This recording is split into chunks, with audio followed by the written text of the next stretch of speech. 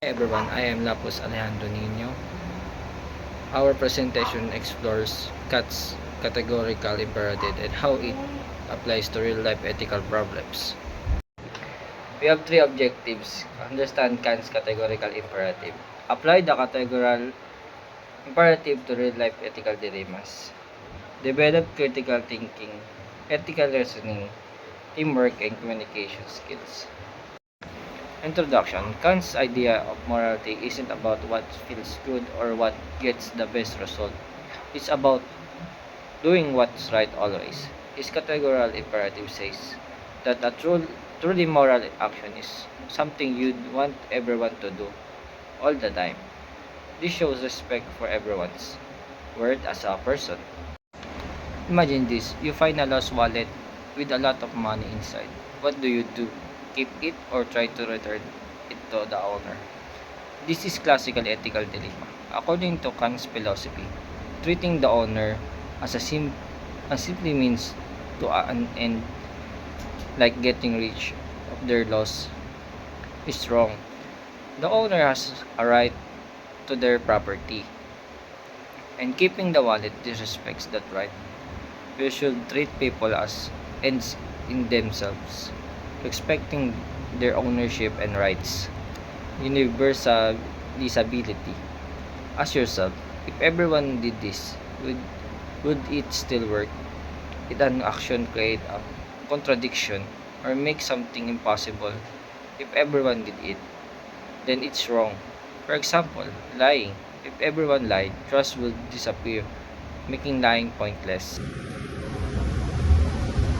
Treat people as ends, not just as means. It means you should respect others as real people with their own thoughts, feelings, and goals. Not just use them to get what you want.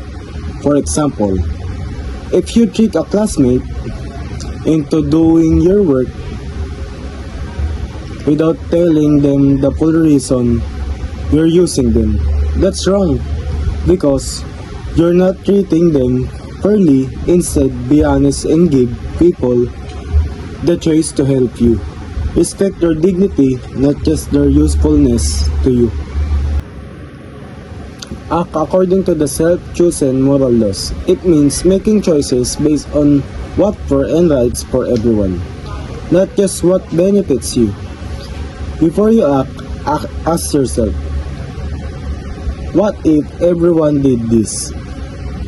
If the answer leads to a bad result, then it's probably not the right thing to do. For example, if everyone cheated, grades would be meaningless. So study honestly because that is kind of behavior you want to see from others too. Analyzing the dilemma of cheating. Now, let's analyze the dilemma.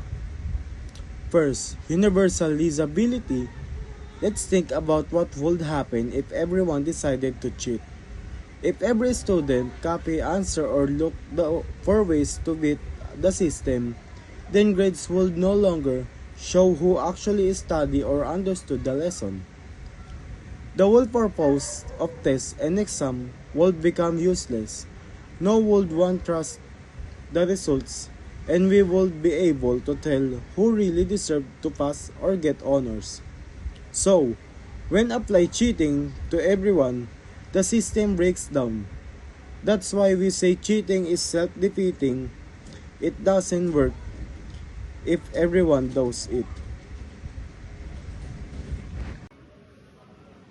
Second, respect person as ends.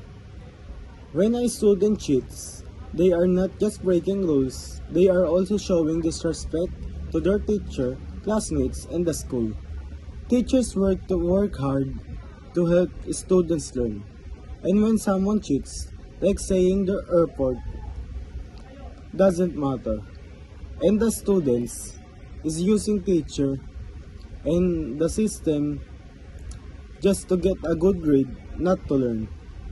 This means the students is treating others as a tool for their own gain instead of respecting them as people with value.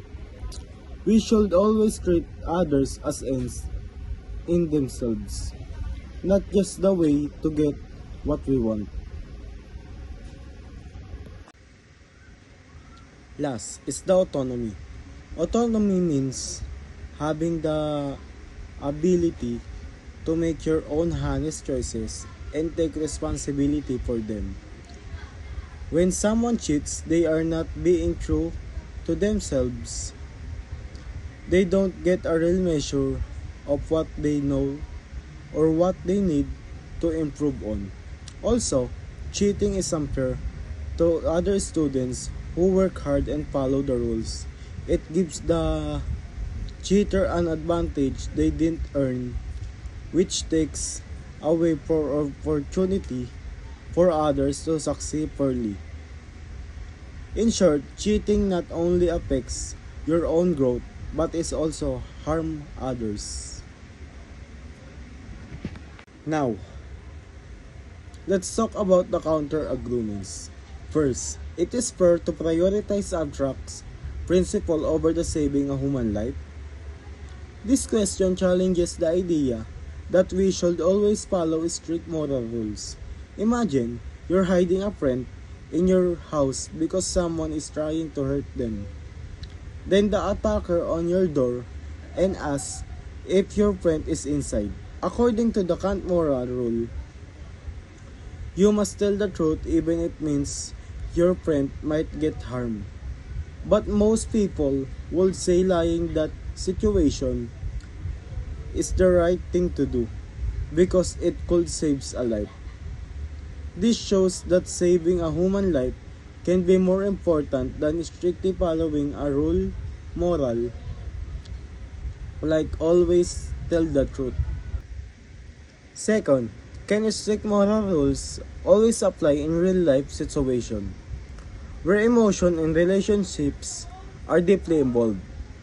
Let's say your younger siblings stole food because they were really hungry and you promise to protect them. A teacher asks you who did it. Following the strict rule, you should tell the truth and turn your siblings in because you love and care for them. You might choose to protect them instead. This shows that emotion and relationships can influence our decision, and strict rules may not always work well in real life. Group reflection. After exploring Kant's categorical imperative, we learn in push us to think beyond our feelings and consider the wider effects of our choice. It encourages consistency and doing what's right, but sometimes feels too strict for real life situation. Balancing following the rules with understanding people's feelings and the complexities of life is a challenge. We realize that applying this philosophy requires careful thought and sensitive to the both principles and the human element involved.